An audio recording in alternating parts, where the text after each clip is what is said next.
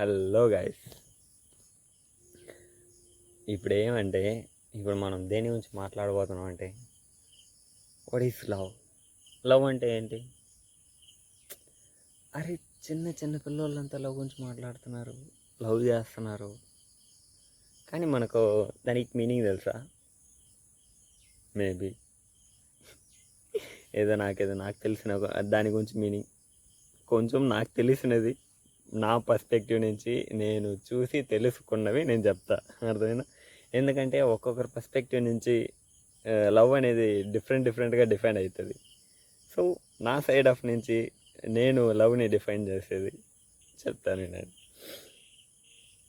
Like ఇప్పుడు love అనేది ఏంటి? లవర్ అంటే ఏంటి? ఏంటి లవ్ అంటేనేమి? పార్ట్నర్. అర్థమైందా? మన పార్ట్నర్ని మనం లవ్ అంటాం. అది ఇప్పుడే డిఫైన్ అయినది. బట్ లవ్ అనేది ఎలా అంటే దట్ ఈస్ ఎ ఫీలింగ్. మనకు నచ్చారు అనే ఫీలింగ్, తను నాకు నచ్చింది, వాడు నాకు నచ్చాడు అనే ఫీలింగ్నే లవ్ అంటారు. బట్ దీంట్లో చాలా ఉన్నాయి. ఏంటి లవ్ అనే స్టార్టింగ్ పాయింట్లో ఇప్పుడు ఒక నేను చూస్తున్నాను అనుకో, నేను ఇష్టపడడానికి స్టార్టింగ్ పాయింట్ ఎలా స్టార్ట్ అయ్యింది తెలుసా? That is a spark. ఎలా? ఒక స్పార్క్. వాళ్ళ బిహేవియర్ కానీ, వాళ్ళ స్టైల్ కానీ, వాళ్ళ అందం కానీ డిఫరెంట్ ఉన్నాయి. దాంట్లో ఏదైనా ఒక్క స్పార్క్, వాళ్ళ కైండ్నెస్ కానీ, ఎనీథింగ్ ఒక్క స్పార్క్ వస్తుంది. That is the key point of that life. ఆ లవ్ అనేది స్టార్ట్ అవ్వడానికి అది ఒక key point, starting spark point లాంటిది. అక్కడ స్టార్ట్ అవుతుంది. అక్కడ అలా స్టార్ట్ అయ్యి ఎలా మళ్ళీ నెక్స్ట్ మనం వాళ్ళని చాలా డీప్గా చూస్తాం. వాళ్ళని ఎలా చూస్తామంటే, అరే ఎంత బాగుందిరా మామ, తనని చూడరా ఎంత అందంగా ఉంది, తన కళ్ళు చూడు, తన హెయిర్ స్టైల్ చూడరా ఎంత అందంగా ఉంది, తను చూడరా ఎలా మాట్లాడుతుంది అని చిన్న చిన్న డీటెయిల్స్ నుంచి, తన జుంకాలు చూడు అని చిన్న చిన్న డీటెయిల్స్ అన్నీ మనం ఎలా దాన్ని ఆస్వాదిస్తాం తెలుసా? చాలా ఆస్వాదించే ఫీలింగ్లోనే మనం అక్కడే నెక్స్ట్ స్టెప్కి ఎదిగిపోతాం. ఎలా అంటే మనం అప్పటికప్పుడే మన మైండ్ ఊరికి ఉండదుగా, ఇమాజినేషన్లోకి తీసుకెళ్తుంది. ఇమాజినేషన్స్లోనే ఒక కోట కడేస్తాం మనం. వాళ్ళ కోసం ఒక ప్యాలెస్ కట్టి పెడతాం మనం ఇక్కడ. అరే ఇక్కడ కడతామో నాకు తెలియదు, కానీ మైండ్లో అయితే ఇమాజినేషన్లో కట్టి పెట్టాయి ఉంటాం. అదైతే ట్రూత్. ఓకే, దాని తర్వాత మనం వాళ్ళ దగ్గర మాట్లాడడానికి ట్రై చేయడం కానీ, వాళ్ళ గురించి తెలుసుకోవడం కానీ, ఇలాంటి చాలా ప్రాసెస్ ఉన్నాయిరా. ఈ ప్రాసెస్ అన్నీ చూసుకుంటూ వాళ్ళకు కూడా నిజంగా చెప్పాలంటే లవ్ అనేది ఎవరినైనా ఎలా అయినా ఎప్పుడైనా వస్తుంది. ఆ లవ్ ఎవరినైనా చేయొచ్చురా, ఎవరి మీదైనా వస్తుంది ఆ ఫీలింగ్. అది ఎప్పుడు వస్తుందని చెప్పలేము. లవ్ అనేది ఎవరి మీదైనా ఎలా అయినా ఎప్పుడైనా వస్తుంది. ఎలా అంటే నేను ఎవరి మీదైనా వస్తుందని ఎలా చెప్తా తెలుసా? ఇఫ్ ఎగ్జాంపుల్, నేను ఇప్పుడు ఒకవేళ నేనే ఎవరినైనా నువ్వు కొంచెం డీప్గా వాళ్ళ గురించి ఫుల్ అండ్ ఫుల్గా తెలుసుకొని వాళ్ళని కొన్ని రోజులు అబ్జర్వ్ చేయి, వాళ్ళని బాగా ఆస్వాదిస్తేనే. ఎందుకంటే వాళ్ళ గురించి డీటెయిల్స్ అన్నిటిని మనం, వాళ్ళ లోస్ హైస్, వాళ్ళు ఎలా చూసుకుంటారు, వాళ్ళ కైండ్నెస్ అన్నిటినీ మనం అలా డీప్గా ఆలోచించి అన్నిటినీ చూస్తాం కదా. ఆ చూసే ప్రాసెస్లోనే మనం లవ్లో పడిపోతాం. ఇప్పుడు చాలా మూవీస్లో ఫ్రెండ్స్ని చూపిస్తారు కదా.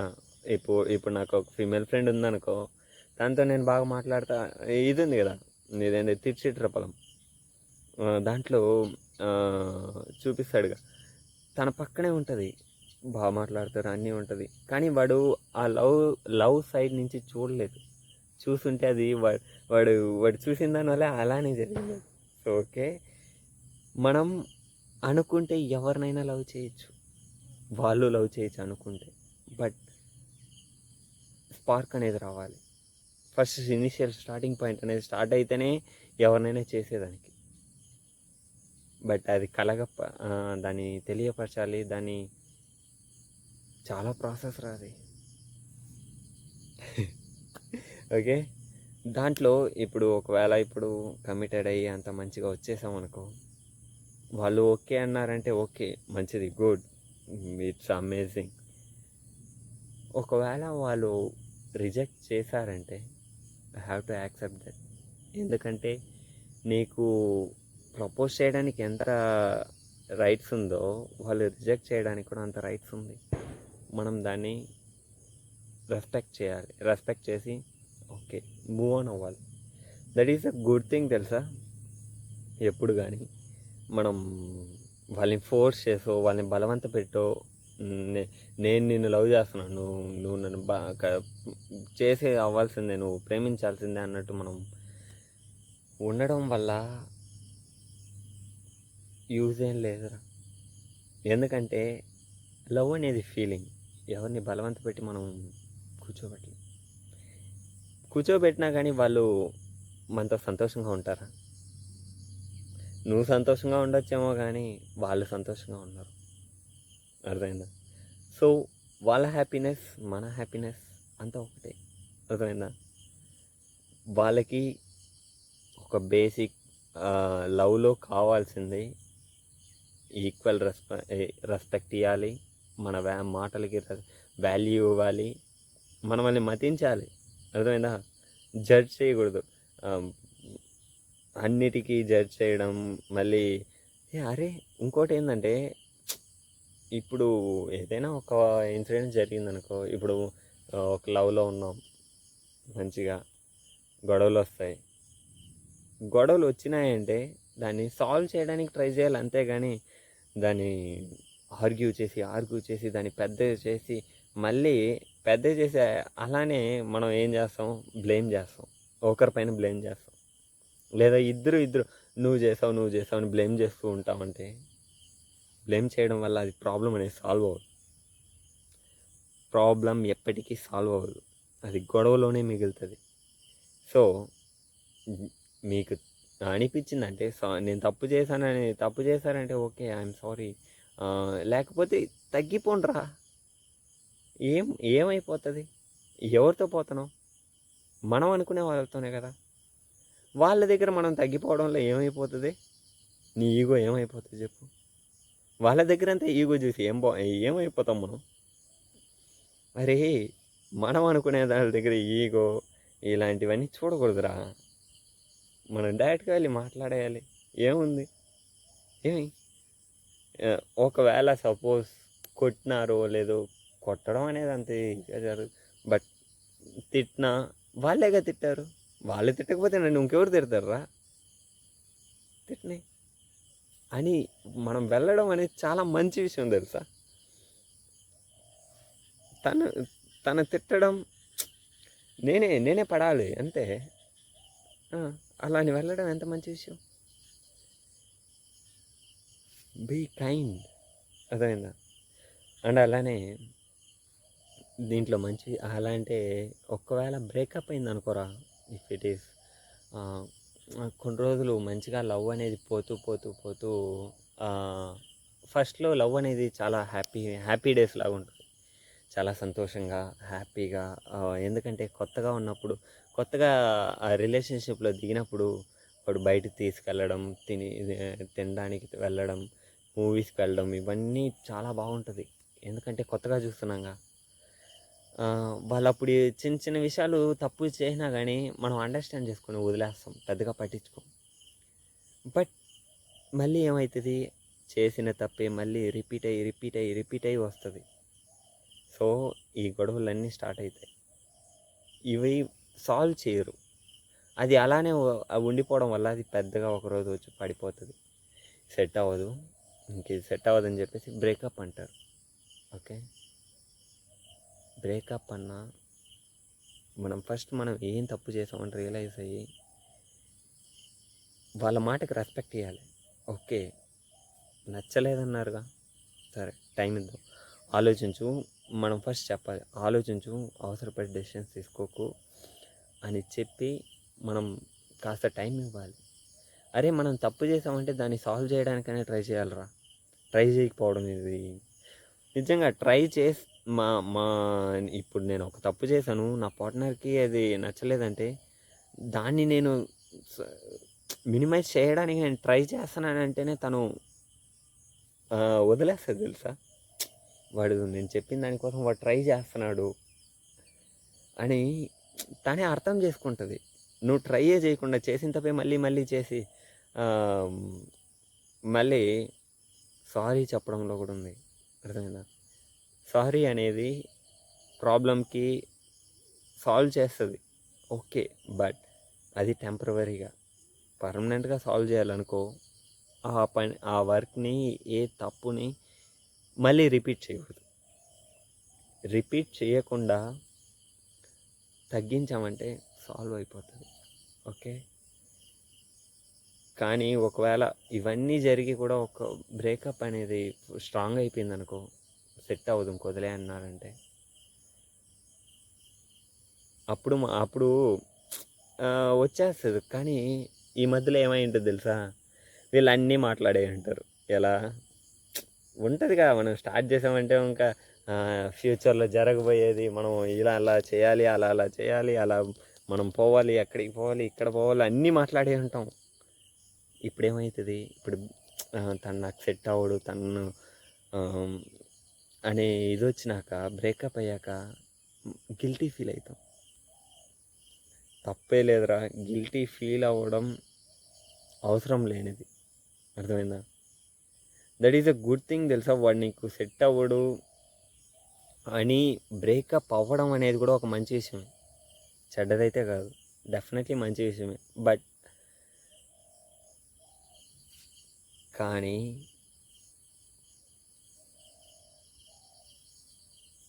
మంచి విషయమే. అరే విడిపోవడం అనేది డెఫినెట్లీ మంచి విషయమే. బట్ నేను ఫీల్ అవుతా, తను ఫీల్ అవుతుంది, ఎవరైనా ఫీల్ అవుతారు, బోత్ సైడ్ నుంచి ఫీల్ అవుతారు. బట్ ఆ ఫీలింగ్ నుంచి వాడు ఒకటి నేర్చుకుంటాడు, మనం ఏం చేసాం మళ్ళీ ఆ పని మళ్ళీ చేయం. దానివల్ల ఒక బ్రేకప్ అయినోడు ఎన్ని విషయాలు నేర్చుకోకున్నాడు, ఎన్ని విషయాలు చేయలేదు, ఎన్ని సక్సెస్ఫుల్ అవ్వలేదు. అరే సక్సెస్ ఎన్ని వాడు ఫుల్ అండ్ ఫుల్గా వాడు చేయగలడు. అర్థమైందా? వాడికి తెలిసి ఉంటుంది, ఒక లెసన్ రాది, లైఫ్ ఒక లెసన్ నేర్పించుంటుంది దానికి. అర్థమైందా? బ్రేకప్ అవ్వడం కూడా ఒక మంచి విషయం. అర్థమైందా? దాన్ని తలుచుకొని బాధపడుతూ కూర్చోవడం అనేది సిల్లీ థింగ్. అర్థమైందా? మనం యాక్సెప్ట్ చేసుకొని మూవ్ ఆన్ అవ్వడం అనేది ఒక చాలా మంచి విషయం రా. అర్థమైందా? ఓకే, ఏం జరిగినా అన్నీ జరిగేది ఒక్కదానికోసమే. ఈ ప్రేమ అంతా కూడా ఒకదానికోసం. ఎందుకు అనుకుంటున్నావు? ఒక తోడు. లైఫ్ లాంగ్ నీ పక్కన నీతో కూర్చొని కబుర్లు మాట్లాడుకుంటూ, నీ ఫీలింగ్స్ని షేర్ చేసుకుంటూ, వాళ్ళ ఫీలింగ్స్ని నువ్వు షేర్ చేసుకుంటూ కూర్చొని మాట్లాడుకుంటారుగా, ఆ ఒక తోడు కోసమే. బట్ ఈ జనరేషన్లో మనం మాట్లాడడమే తగ్గించేసాం. చాలా అంటే చాలా మాట్లాడడం ఎంత తగ్గించామంటే మన ఫీలింగ్స్ని అవతల వాళ్ళకి ఎక్స్ప్రెస్ చేయలేకపోతున్నాం. ఆ ట్రస్ట్ అనేది బిల్డ్ అవ్వట్లేదు. ఎలా బిల్డ్ చేయాలో తెలియట్లేదు. ఎందుకంటే మన చేతిలో ఉందిగా ఒకటి, స్మార్ట్ ఫోన్. ఆ ఫోన్ ఉండడం వల్ల మనుషులు పక్కనే కూర్చొని ఉన్నా కానీ ఫోన్ తీసుకొని రీల్స్ చూస్తూ ఉంటాం. అరే మనుషులు లేనప్పుడు చూడడం అయినా ఒక అర్థం ఉంటుంది, కానీ మనుషులు పక్కన కూర్చొని ఉన్నప్పుడే ఫోన్లు తీసుకొని చూస్తూ ఉండడం అనేది మంచిది కాదనుకుంటారా? ఒంటరిగా ఉన్నప్పుడు ఫోన్ చూడడం అనేది ఓకే. అరే చుట్టూ ఇంతమంది మనుషులు ఇంతమంది ఉండగా నువ్వు కూర్చొని ఫోన్ చూడడం అనేది ఎలా ఉంటుంది చెప్పు? పక్కనే ఉన్నా కానీ ఇక్కడి నుంచి అక్కడికి మెసేజ్లు చేసుకుంటుంటాం. ఏం పోతుంది? ఏం చేయలేవురా. అండ్ అలానే మనం ఒకటి అనుకుంటున్నాం, మనీ ఈజ్ ఎవ్రీథింగ్. మనీ ఉంటే లవ్ అయినా వస్తుంది, ఎనీథింగ్. అందరూ వస్తారు, సంపాదించరా అని చెప్తారుగా. యా, డబ్బులు ఉంటే అన్నీ వస్తుంది, నేను ఒప్పుకుంటా, నేను కాదనట్లేదు. బట్ మనం ఫీలింగ్ని మాత్రం కొనలేం ఎప్పటికీ. ఎందుకంటే అది ఫీలింగ్ మీన్స్ నేనున్నా నీ కోసం, ఏమైనా నీతో పాటు నేను ఉంటా, చూసుకుందాం. అర్థమైందా? ఆ ఫీలింగ్, ఆ నమ్మకం అనేది కొనలేం, ఎంత డబ్బులు ఇచ్చినా కొనలేం. కావాలంటే ఆ డబ్బు కోసం వస్తాడే కానీ నీ కోసం రాడు.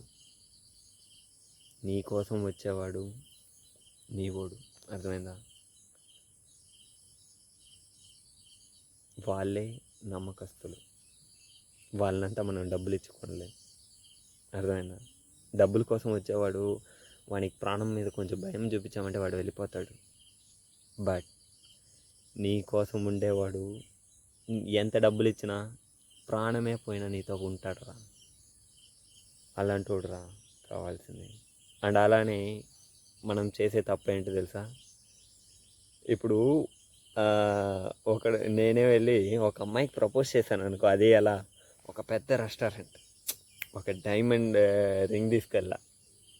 ఎలా కొన్ని రోజులు నేను తన్ని దూరంగా చూసా. ఓకే, తను నాకు నచ్చింది, నా దగ్గర బడ్జెట్ ఉంది, అమౌంట్ అంతా I'm rich no. Okay, so rich or poor anything, okay, నేను వెళ్ళి తనకు ఒక రింగ్ ఇచ్చి నేను ప్రపోజ్ చేస్తున్నా. అంతా చుట్టూ ఇంతమంది జనాలు ఉండగా నేను ప్రపోజ్ చేస్తాను అనుకో, తను యాక్సెప్ట్ చేస్తుంది. That is a psychology. అర్థమైందా? ఎందుకంటే ఇంతమంది ముందర నన్ను ప్రపోజ్ చేశారు. కానీ అలాంటి తప్పులని చేయకండి. అర్థమైందా? ఒకవేళ కూడా కాదు, ఎప్పటికీ అలా చేయకండి. టైం తీసుకోండి. ఎందుకంటే మీరు జస్ట్ టైం పాస్కి ఒకరిని చూడట్లేదు, మీరు చూసేది ఒక లైఫ్ పార్ట్నర్, మన తోడు, నీ పక్కన కూర్చొని లైఫ్ లాంగ్ నీతో జర్నీ చేసేవాడు కావాలి. అర్థమైందా? సో వాడిని చూస్ చేయడానికి చాలా టైం తీసుకోండి, మనతో టైం స్పెండ్ చేయండి కొన్ని రోజులు. ఎందుకంటే ఫస్ట్ స్టార్టింగ్ స్టేజ్లో అన్నీ బాగానే ఉంటాయి, దాని తర్వాతే మన రియాలిటీ అనేది బయట వస్తుంది. అర్థమైందా? దానికోసం టేక్ లాట్ ఆఫ్ టైం, చాలా గ్యాప్ తీసుకొని మాట్లాడండి.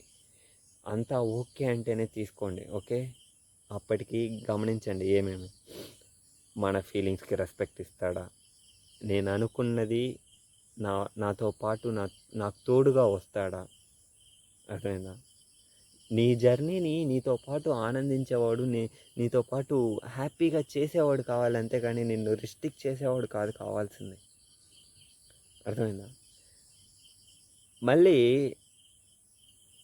నీ ఫీలింగ్స్కి రెస్పెక్ట్ ఇవ్వాలరా. నువ్వేనా చెప్తున్నావు అనుకో, దాన్ని వినాలి. అక్కడ సుపీరియారిటీ చూపించకూడదు. ఎలా, I'm a man, your women, so నువ్వు చెప్పిన దానికి నేను ఎందుకు వినాలి? అరే, నువ్వు మగాడైతే మనకేమన్నా రెండు కొమ్ములు ఉన్నాయా, లేకపోతే మేఘాల నుంచి దిగొచ్చామా? కాదుగా.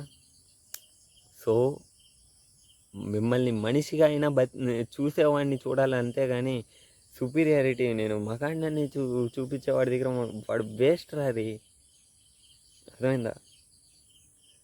అలాంటోనికి వాడిని వద్దు. అర్థమైందా? ఇలాంటివన్నీ చూడండి. అర్థమైందా? మీతో పాటు మిమ్మల్ని సపోర్ట్ చేసేవాడు కావాలి. ఏం జరిగినా నీతో ఉంటా, చూసుకుందాం. అర్థమైందా? మిమ్మల్ని మీలా బతకనివ్వాలరా. అర్థమైందా? నేను మీ లైఫ్ని స్టాప్ చేసేసి నాతో పాటు నా లైఫ్లో ఉండు అనడం కంటే మనం ఇద్దరూ మూవ్ ఆన్ అయిదాం, ఇద్దరి లైఫ్. అర్థమైందా? నువ్వు అనుకున్నది, నువ్వు అచీవ్ చేయాలనుకునేది నువ్వు అచీవ్ చేయి, నేను అచీవ్ చేయాలనుకునేది నేను అచీవ్ చేస్తా. బట్ ఇద్దరూ తోడుగా ఉందాం. నేను నీకుంటా, నువ్వు నాకుండు. అర్థమైందా? అరే, ఇవన్నీ ఎందుకు చెప్పు? పెళ్ళి ఎందుకు చేసుకుంటాం? లవ్ అయిన తర్వాత పెళ్ళి ఎందుకు చేసుకుంటాం చెప్పండి? ఎండ్ ఆఫ్ ద డే ఓ 80s 70s అయిపోయాక మనం కూర్చొని ఓ కుర్చీలో కూర్చొని నువ్వు పక్కన కూర్చొని అలా కొన్ని కబుర్లు మాట్లాడుకుంటూ అలా కూర్చొని వయసు అయిపోయినాక పక్కన కూర్చోవడానికి మనిషి లేకుండా పోతారుగా. ఎవరు ఉంటారు చెప్పండి? ఎవరు ఉండరు. సో పక్కన కూర్చొని మనం మాట్లాడుకోవడానికి, మన ఫీలింగ్స్ని షేర్ చేసుకోవడానికి ఒక మనిషిని మనం మ్యారేజ్ అనే సంప్రదాయం అవన్నీ వచ్చినవి. అర్థమైందా? ఒక తోడు. ఒంటరిగా ఎలా అయినా బతికేయచ్చురా. ఒంటరిగా ఏముంది, ఎలా అయినా బతికేయచ్చు. తోడు ఉంటేనే బతకాలంటూ ఏం లేదు. బట్ అప్పుడు పీస్ఫుల్గా బతకలేము. ఎందుకంటే ఒక ఫీల్ అనేది ఉంటుంది లోపల, అరే నాకు అలాంటి వాళ్ళు ఒకరు ఉంటే బాగుంది. ఎందుకంటే మనం చాలామంది ఉన్నాగా. అర్థమైందా? ఆపోజిట్లో వాళ్ళిద్దరూ ఇప్పుడు ఎగ్జాంపుల్ ఒక కపుల్ ఉన్నారనుకో, కపుల్స్ వాళ్ళిద్దరు అలా వెళ్తారు. ఒక సింగిల్ ఒక పర్సన్ వస్తాడు, అతను అలా చూస్తాడు, మనకు అలా ఉంటే బాగుంది అనే ఫీలింగ్లోనే లోపల చచ్చిపోతుంటాడు. అర్థమైందా? ఆ గిల్టీ ఫీలింగ్ వాడిని చంపేస్తూ ఉంటుంది. ఆ ఫీలింగ్ని షేర్ చేసుకోవడానికి కూడా మనిషి లేకుండా ఉంటాడు. అర్థమైందా?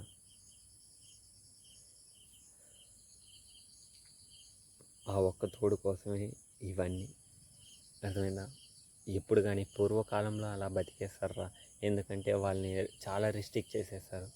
వాళ్ళు అది చేయకూడదు, ఇది చేయకూడదు, మీరు ఇదే చేయాలి అన్నట్టు చాలా రిస్ట్రిక్ట్ చేసేస్తారు. బట్ ఇక్కడైనా మనం వాళ్ళకి ఒక ఫీలింగ్స్ ఉన్నాయి, వాళ్ళు చేయాలనుకుని వాళ్ళు చేయాలి. అర్థమైందా?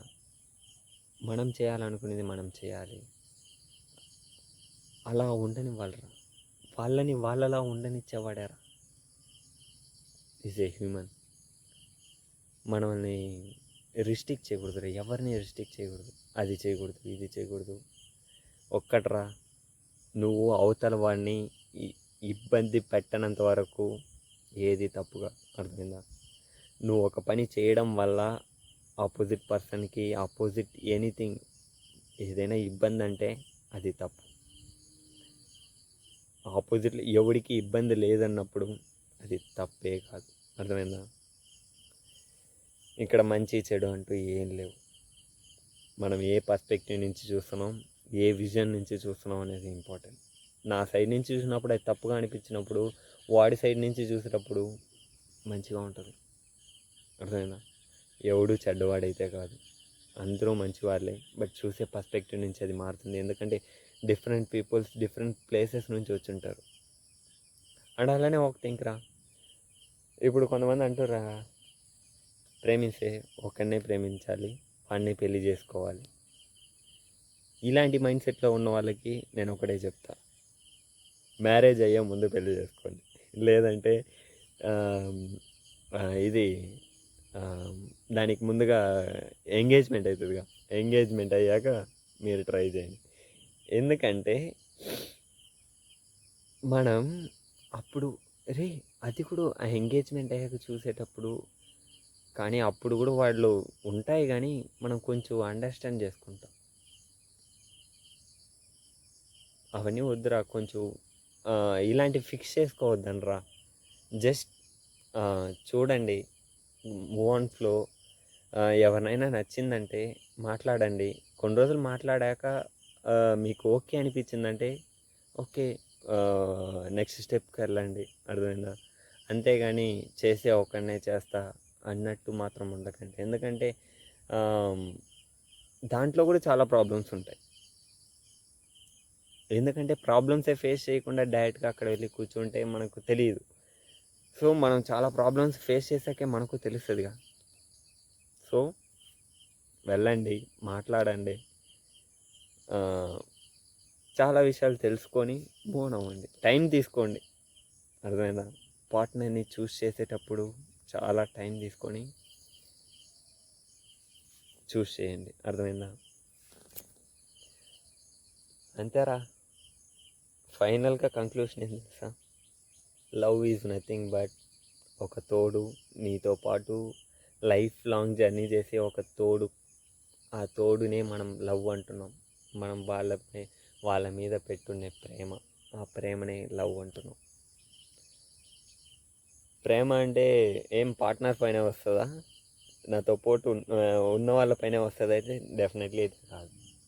ఎందుకు, మన మదర్, మన ఫాదర్, మన మన అనుకునే మన ఫ్రెండ్స్, మన సిస్టర్స్, బ్రదర్స్, ఇవన్నీ కూడా లవ్ కింద వస్తుంది.